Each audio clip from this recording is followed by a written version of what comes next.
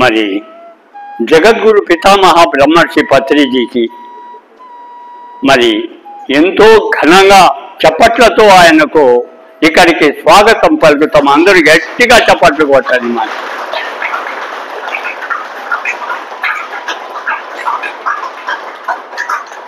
అందుకే ఆయన్ని గురు బ్రహ్మ గురు విష్ణు గురు దేవో మహేశ్వర గురు సాక్షాత్ పరబ్రహ్మ తస్మై శ్రీ గురువే నమః అన్నారు.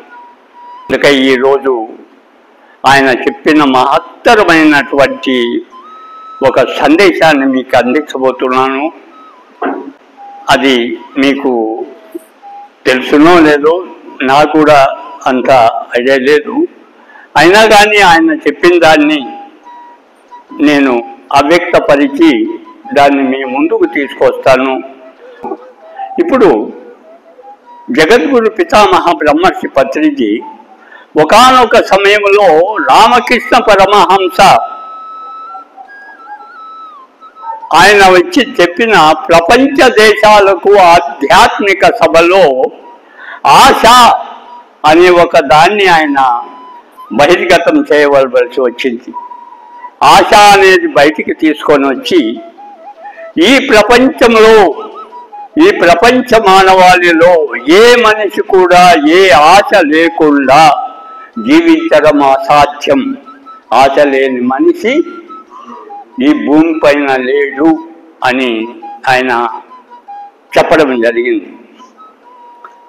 అయితే ఈ ఆశ అంటే ఏంటి అని అందరూ నిర్వేదననే పన్నారు. ఆశ అంటే ఏమి అంటే మనకి తెలిసిందల్లా ఆశ అంటే ఏదో ఉంది, మనకి ఇంకా మన ముందర ఏదో ఉంది, అదేదో మనకు అందుతుందా, అదేదో మనకు అందుతుంది, మనకు అందుతుందని ఆశతో జీవిస్తున్నామే. కానీ ఆ ఆశకి ఫుల్ స్టాప్ ఎక్కడుందో మాత్రం ఎవ్వరికి తెలియదు. కాబట్టి అటువంటి సమయంలో ఆయన ఏమన్నాడంటే ఆధ్యాత్మిక సభలో ఆశ అనేది ఒక మనిషికి ఒక ప్రేరణ. అయితే దీని గురించి చాలా మందికి తెలియదు. ఆశ అంటే ఏమి, మరి ఆశని ఎందుకు దాన్ని పట్టుకొని మరి ఇంత ఊగులాడుతున్నారు, ఎంత వెళ్ళిపోతున్నారు ఆశతో. ఇంకా ఏదో ఉంది, ఇంకా ఏదో ఉంది అంటే ఆయన ఒకే మాట చెప్పినాడు రామకృష్ణ పరమహంస. ఆశ అనేది ప్రతి మనిషి లోపల ఉన్న శ్వాస ప్రక్రియ అన్నాడు. ప్రతి మనిషి లోపల శ్వాస ప్రక్రియ. ఆ శ్వాస ప్రక్రియ ఉండడం వల్లనే ఆశ ఉత్పన్నమవుతుంది. ఆశ లేదు అంటే మనిషి జీవించి లేడు అని అర్థం. అందుకే ఆయన ఆశ అంటే ప్రతి ఒక్కరిలో ఉన్న శ్వాస శక్తి, శ్వాస. కాబట్టి దాన్ని మన జగద్గురు పితామహ బ్రహ్మర్షి ఆయన చెప్తూ ఆయన ఆశల గురించి మనకు ఎంతో చెప్పుకొని వచ్చినాడు. ఆశ అంటే ఏమని అంటే ప్రతి ఒక్కరిలో ఉన్న ఉచ్ఛ్వాస నిశ్వాసాలు. కాబట్టి మన గురుగారు ఏమన్నారంటే అటువంటి ఆశపై శ్వాసపై ధ్యాస ఉంచి ఎవరి సమస్యలు వాళ్ళే తీర్చుకోవాలి అని చెప్పడం జరిగింది. అది జరుగుతుంది కూడా.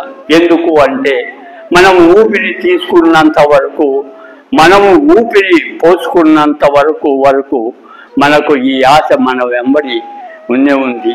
ఈ ఆశతో ప్రకృతి, సృష్టి, విశ్వశక్తి అదృశ్య రూపమై ఉండి మనల్ని మనం నిలబెట్టి మనల్ని నడిపిస్తూ ఉంది. కాబట్టి ఈ ఆశను మనము ఎప్పటికైనా కానీ మనల్ని మనమే నమ్ముకోవాలి అని అన్నాడు. మరి నిజానికి ఆ భగవంతుడు ఎక్కడున్నాడో మనకి తెలియదు. కానీ భగవంతుడు గుడిలోనో లేకపోతే ఇంకొక అడవిలోనో గుహల్లోనో ఉండాలనేది అపోహలు. అయితే ప్రతి చరాచర సృష్టి, చరాచర జీవరాశులలో నిక్షిప్తమై అదృశ్య రూపంలో ఉండి నడిపిస్తున్నదే శ్వాస అదే భగవంతుడు అని ఆయన చెప్పడం జరిగింది. అప్పుడు ఆ విశ్వాసంతో ఆ శ్వాసని మనము పట్టుకొని మనం ఎంతగా అయితే మన పైన మనకు నమ్మకము విశ్వాసము కావాలి. మన పైన మనకు నమ్మకము విశ్వాసము ఎప్పుడైతే ఉంచుతామో మన అన్ని పనులు నెరవేర్చి పెడుతుంది అది అని ఆయన చెప్పడం జరిగింది. మనకి ఎవరూ లేరు అనుకోవడం అనేది మన మూర్ఖత్వం. మనకు మనమే ఉన్నాము అనుకోవడము ఒక ఆత్మ అఖండమైన విశ్వాసం. అది ఆ విశ్వాసమే మనిషిని ఎంత దూరమైనా ఎంత అల్లంతు ఎత్తుకైనా తీసుకెళ్ళిపోతుందని ఆయన చెప్పడం జరిగింది. చెప్తూ ఆయన ఎవరి సమస్యలను వారే తీర్చుకోవాలా కానీ నువ్వు ఇంకొకరికి చెప్తే ఏం ప్రయోజనం లేదు, ఎవ్వరు ఏమీ తీర్చలేరు అని అన్నాడు. కాబట్టి మనము ధ్యానం చేసి మన శ్వాసపై మనం ధ్యాస పెట్టి మనము పూర్తిగా నమ్మి మనతో మనముండి మన సమస్యల్ని మనమే తీర్చుకోమని ఆయన చెప్పడం జరిగింది. ఇది అందరికీ రుచించడం లేదు. ఎట్లా తీరుతుంది? మనిషికి ఆరోగ్యమో అనారోగ్యమో ఇంకోటో అంటే ఎక్కడో హాస్పిటల్కో పోవాలా, గుడికో గోపురాలకో పోవాలా అని ఇది మనకి ఉంది. కానీ అది ఆయన ఒప్పుకోలేదు. నిన్ను నువ్వే రక్షించుకోవాలని, నిన్ను ఎవడు రక్షించేవాడు ఇక్కడ లేడు. ఈ భూమి పైన నిన్ను రక్షించేవాడు కాపాడేవాడు ఇంకొకడు లేడు. నిన్ను నువ్వే రక్షించుకోవాలా. ఎప్పటికైనా ఏనాటికైనా ఎవ్వడు లేడు ఇక్కడ నిన్ను రక్షించడానికి. నిన్ను నువ్వే లేపుకోవాలా, పైకి నిన్ను నువ్వే నడిపించుకోవాలని చెప్పడం జరిగింది ఆయన. దీనికి ఉదాహరణ నేనే మీకు చెప్తున్నాను. నేను ఒకానొక సమయంలో 2003లో నేను ఇక్కడ ఈ పిరమిడ్లోకి వచ్చినప్పుడు ఆయన ఇక్కడే కూర్చొని మరి సత్సంగత్యం చేస్తున్నప్పుడు మా కూతురు వాడికి తోలుకొని వచ్చింది. ఏమైంది వాడికి అంటే మా ఆయనకి పూర్తిగా ఏమీ లేదు, అంతా పడిపోయినాడు, నిరుత్సాహంగా ఉంది మాకు అట్లా. ఇక్కడ డాక్టరు చేసేవాడు ఏదన్నా ఇబ్బంది పెట్టి చేసేవానికి భగవంతుడు ఇక్కడ ఎవడు లేడు. నువ్వు ఏమన్నా పైన గుడికో లేకపోతే హాస్పిటల్కో ఎక్కడికన్నా తీసుకొని పో, అక్కడ ఏమన్నా అవుతుందని చూసి.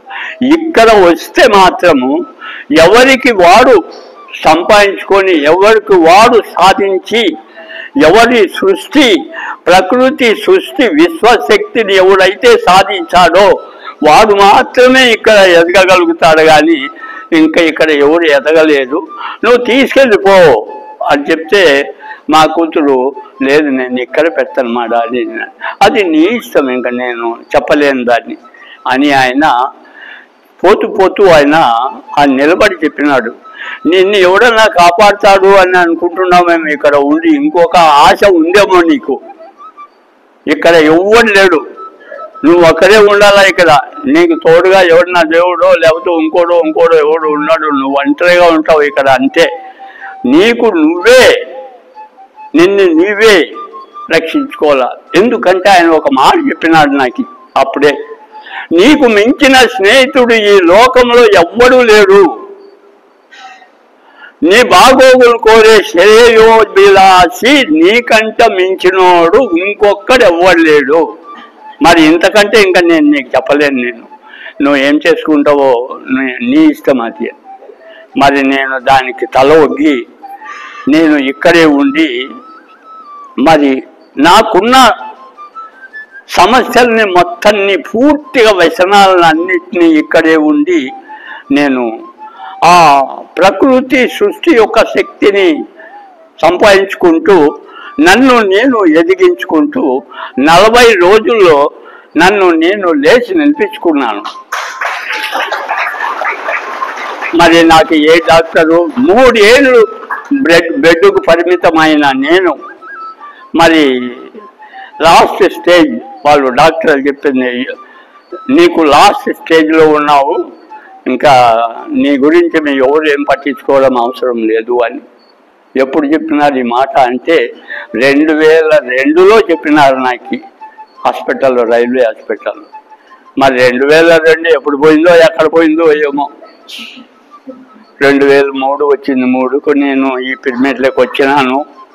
మరి ఇక్కడ ధ్యానం చేసి నన్ను నేను నమ్మి నా కాళ్ళు నేనే పట్టుకున్నాను.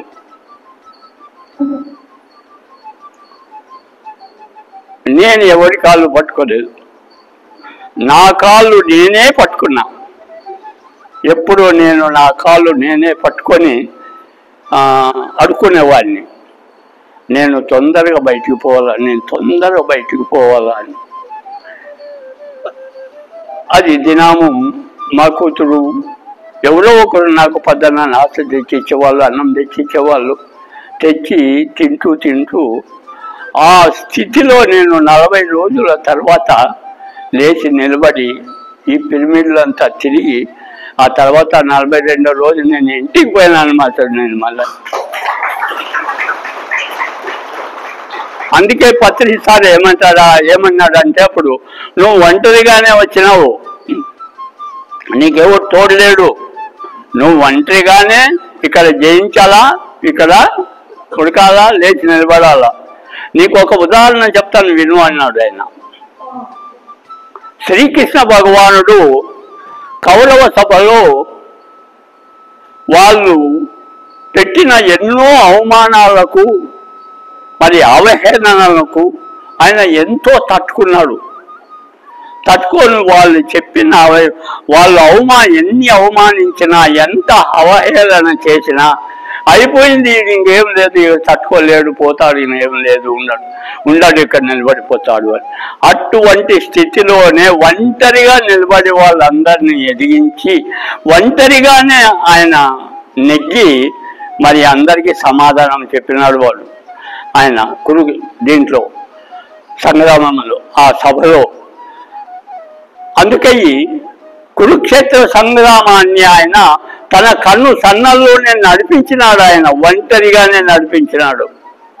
మరి ఒంటరిగానే వచ్చినాడు, ఒంటరిగానే అవతారాన్ని సాధించినాడు, ఒంటరిగానే అందరి వాడయ్యాడు. మరి అందకుండా అతను తనకు తానుగా వెళ్ళిపోయినాడు. ఎందుకు అంటే మన పత్రిసార్ దాన్ని ఏమన్నాడంటే, ఇక్కడ ఆయన అయితే ఎట్లా వచ్చి ఎలా ఆయన అందరినీ రక్షించి తనను తాను రక్షించుకున్నాడో, ఇక్కడ అందరూ కూడా ఎవరిని వాళ్ళని నమ్మి వాళ్ళనే పట్టుకొని నీకు మించిన అతిథి, నీకు మించిన దైవం ఇంకొకటి లేదు అని నిన్ను ఎప్పుడైతే నమ్ముతావో నీకు అన్నీ సక్రమంగా జరిగిపోతాయి. ఎందుకు అంటే అదృశ్య శక్తి,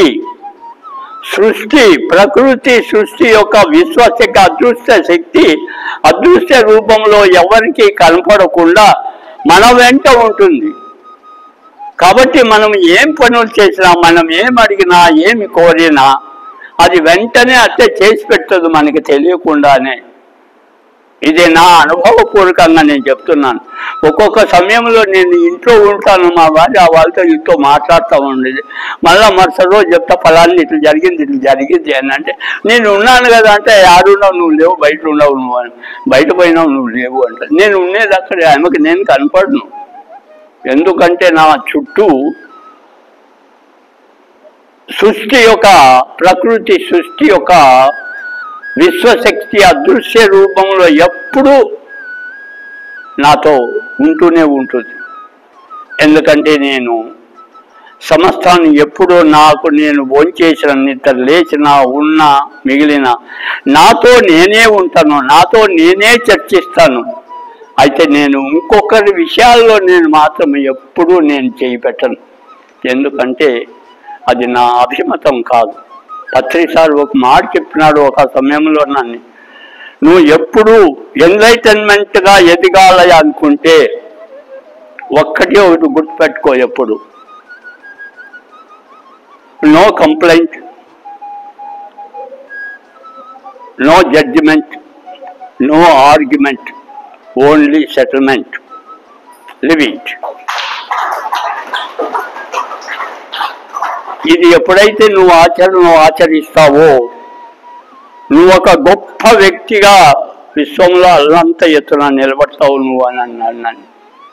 ఎందుకు అంటే ఆ ఒక ప్రకృతి సృష్టికర్త యొక్క శక్తి అదృశ్య రూపంలో నీ చుట్టూ ఉంటుంది. ఎప్పుడు నిన్ను ఈ ప్రకృతి సృష్టి శక్తి నిన్ను చూస్తూనే ఉంటుంది, గమనిస్తూనే ఉంటుంది. ఎందుకు నీ చుట్టూ ఉంటుంది ఎప్పుడు అని దాన్ని ఇంకొక ఉదాహరణ చెప్పినాడు నాకు. నేను పండుకొని ఉన్నాను, నీకు ఇవన్నీ చెప్తున్నాను అంటే నువ్వు లేచి నిలబడతావో మరి ఆశ అనే దాన్ని వదులుకుంటావో నాకు తెలియదు. నువ్వు పోతే ఆశ ఉండదు అన్నాడు ఆయన. ఆశ ఎందుకు ఉండాలి అంటే నీకు శ్వాస ఉంది కాబట్టి నీ ఆశ నీకు ఉంది, నీలో ఉంది. ఆ శ్వాస పోయిన తర్వాత ఆశ కూడా వెళ్ళిపోతాయి దాంతో కూడా. కానీ దాన్ని పోనీయొద్దు అన్నాడు.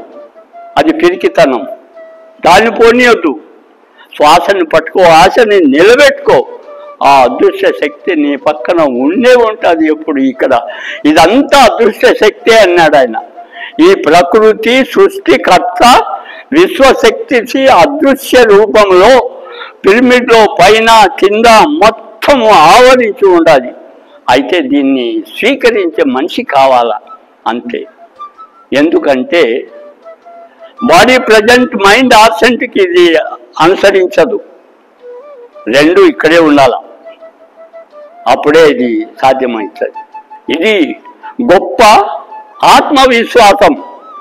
కాబట్టి ప్రతి మనిషి ఆత్మవిశ్వాసంతో మన జీవనాన్ని జీవించి ముందుకు పోవాలే. కానీ ఇది మనము ఆషామాష జీవితం కాదు. అందుకు మన జగద్గురు పితామహ బ్రహ్మర్షి పత్రి ఏమంటాడంటే ఈ యొక్క అదృశ్య రూపమైనటువంటి ఈ ఒక విశ్వశక్తి, ప్రకృతి విశ్వశక్తిని మనం సాధించాలి, సంపాదించాలి అంటే 20 రోజుకు 2 పూటల నీతో నువ్వు ఉండి ధ్యానం చేస్తే ఆ విశ్వశక్తిని నువ్వు చుట్టూ తిరిగి ఉండే మాదిరి సంపాదించుకోవాలి. ఎందుకు అంటే అది శ్వాస ధ్యాసల సంగమం అన్నాడు. శ్వాస అంటే ప్రాణశక్తి, ధ్యాస అంటే బ్రహ్మశక్తి. ఈ బ్రహ్మశక్తి మనము సంపాదించుకోవాలి. ఎలా ఆ బ్రహ్మశక్తిని మనం సంపాదించుకోగలమంటే మన వేమన గారు చెప్పినట్టు బ్రహ్మమనంగ పరదేశమున లేదు, బ్రహ్మమనంగ తానే పట్టబయలు, తన్ను తానెదిగిన తానుపో బ్రహ్మంబు విశ్వదాభిరామ వినురవేమ అన్నాడు. బ్రహ్మం అంటే ఎక్కడో ఏదో అడవుల్లోనో కొండల్లోనో గుహల్లోనో గుడిలోనో ఎక్కడో లేదు. బ్రహ్మమనంగా తానే బట్టబయలు, నువ్వే అది అయి ఉన్నావు. కాబట్టి ఇంకొకరిని గురించి నువ్వు ఆశించిన పని లేదు అన్నాడు. అహం బ్రహ్మాస్మి మమాత్మ సర్వభూతాత్మ అయమాత్మ బ్రహ్మ తత్వమసి, అది నువ్వై ఉన్నావు. కాబట్టి నువ్వు వేరే దానికోసం ఎంపట్లాడాల్సిన అవసరమే లేదు. నీకు నువ్వుగా కష్టపడి నీకు నువ్వుగా నిన్ను నువ్వే పట్టుకొని నీతో నువ్వే సాధించుకోవాలా. దేని సాధించాలన్నా ఇంకొకరు ఎవ్వరూ నీకు సాధించి పెట్టలేరు అని అన్నాడు. నువ్వు ఏమన్నా చేసుకో, నీకు మాత్రం ముక్తి దొరకదు అన్నాడు. ఎవరన్నారు అంటే మహానుభావుడు అది శంకరాచార్యుడు. కురుతే గంగాజల సాగర గమనం వ్రత పరిపాలనమతవా దానం జ్ఞాన విహీన సర్వమతేన ముక్తిం భజిచిన జన్మ సతేనా అన్నాడు ఆయన. నువ్వు ఇక్కడ గంగా నదిలో స్నానం చేస్తూ పొర్లుకుంటా ముక్కుకుంటూ పోయి సముద్రంలో తేలు, నీకు ముక్తి రాదు. నువ్వు ఎన్ని పండిత్వము, ఎన్ని ఇతిహాసాలు, పండితాలు, గీతా బోధనలు, ఎన్ని ఇతిహాసాలు చదివి నువ్వు ఒక గొప్ప పండితుడు అనిపించుకొని ఒక జ్యోతిష్యుడు వాడు అనిపించుకున్నా కానీ నీకు ముక్తి రాదు.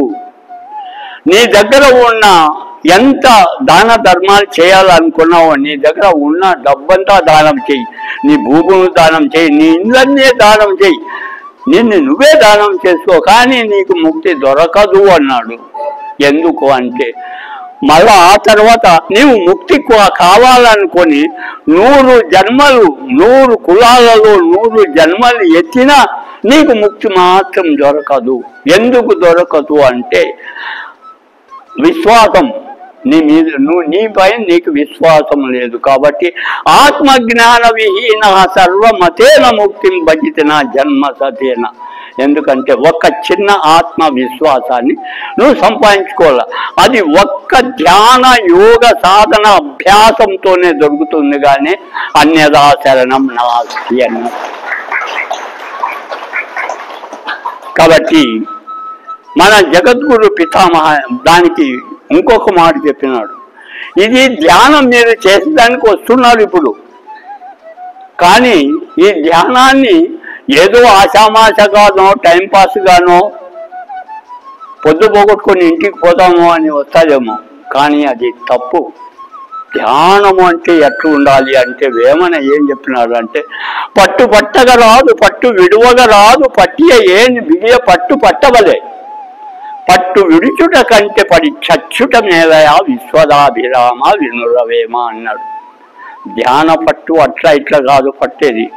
నువ్వు ధ్యాన పట్టుకుంటే ఎవరు ఏమన్నా, ఎన్ని ఈ ఇల్లు కూలి మీద పన్నా, చెట్టు కింద కూర్చుంటే ఆ చెట్టు ఇరిగి మింద పన్నా, ఎన్ని అవమానాలు ఎన్ని అవహేళనలు వచ్చి నిన్ను ఊరికి బొక్కలు పొడిచినా నువ్వు మాత్రం ఇట్లా చలించవద్దు. నీ పని ఏమి? నీకు నువ్వుగా ఎదగాల, అంతవరకే.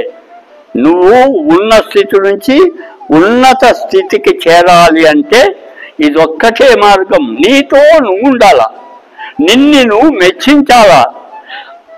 నిన్ను ఎప్పుడైతే నీది ఎప్పుడు మెచ్చుతుందో అప్పుడు నువ్వు అగ్రరూపుడు అవుతావు నువ్వు అన్నాడు.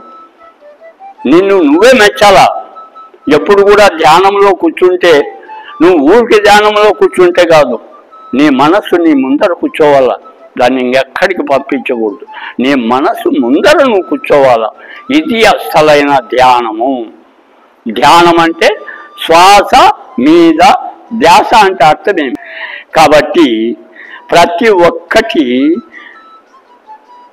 మనస్సు అనేది, మనస్సు పైన మనం ధ్యాస ఉంచితే ప్రతి ఒక్కటి మనసే మనకి చేసి పెట్టాలి. మనస్సుని ఎప్పుడైతే మనము దాన్ని సౌమ్యంగా దాన్ని ఆధారించి దాన్ని మనతో ఉన్నాము అంటే మనస్సు పిల్లిలా మన చుట్టూ కాళ్ళ చుట్టూ తిరుగుతుంది. ఒకవేళ దాన్ని గీరినాము అనుకో, గెలిచినామంటే అది పులి అయిపోతే అది అయిపోయింది, మనం చంపి పారేస్తుంది, ఇంకా మనం ఏం లేదు. కాబట్టి ఈ ధ్యానంలో ప్రతిసారి చెప్పింది అదే అన్నాడు. నువ్వు పిలి అవుతావు నాకు తెలీదు, మరి వెళ్ళిపోతున్నాను చక్కగా సైకి వెళ్ళిపోయాను.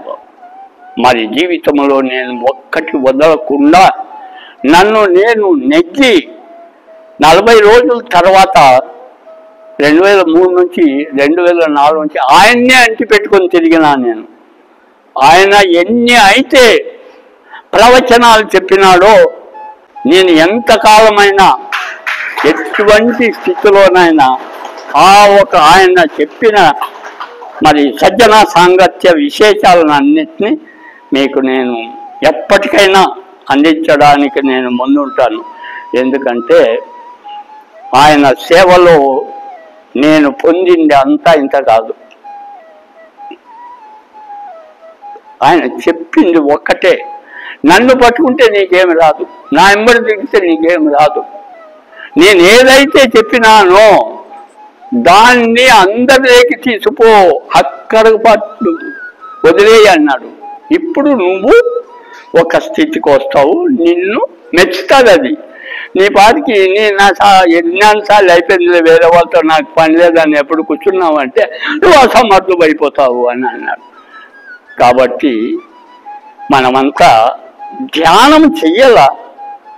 మనకు వచ్చిన అనుభూతుల్ని అనుభవాలంటే ఏమో కాదు, మీరు అనుకున్నట్టు అనుభవాలు ఏదో వస్తాయి అని కానే కాదు.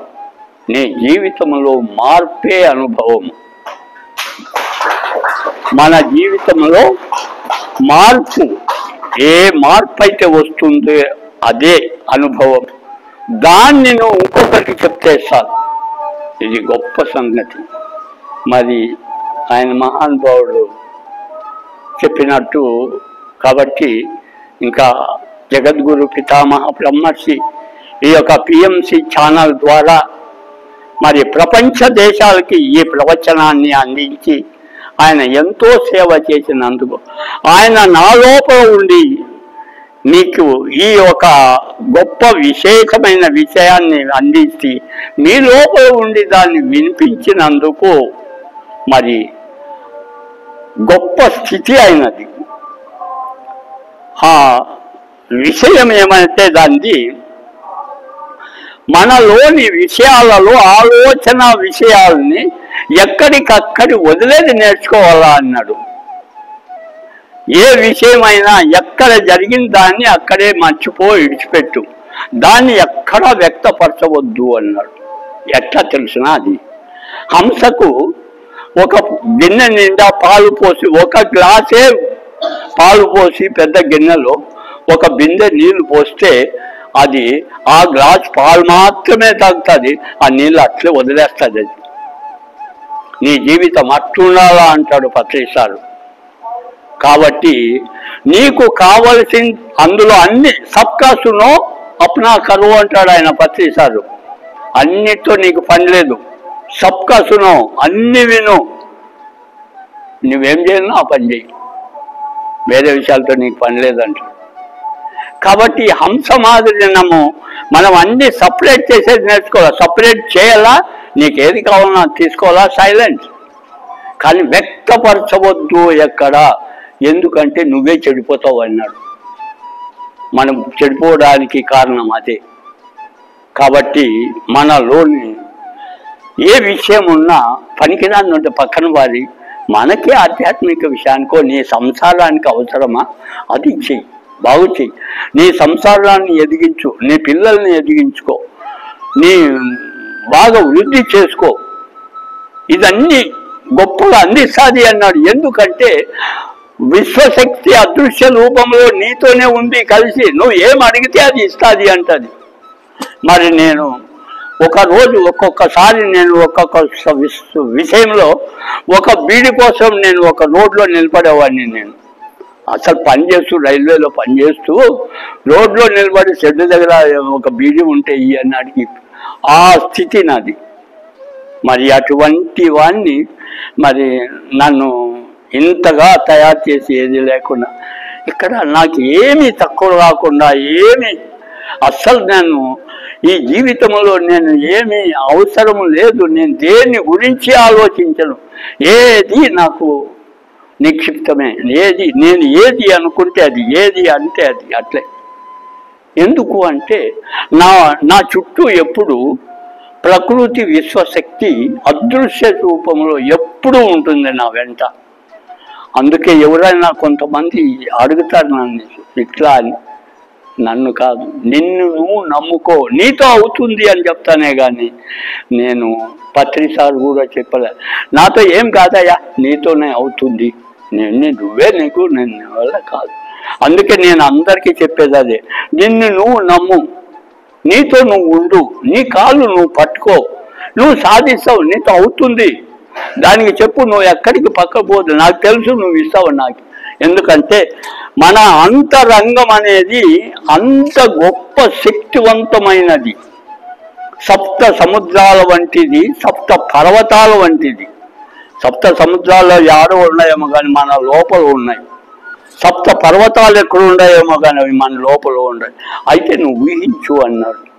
కాబట్టి నువ్వు దాని ఏమి ప్రతిఫలంగా నువ్వు ఏమి ఇయ్యక్కర్లేదు అని అంటది బాగా.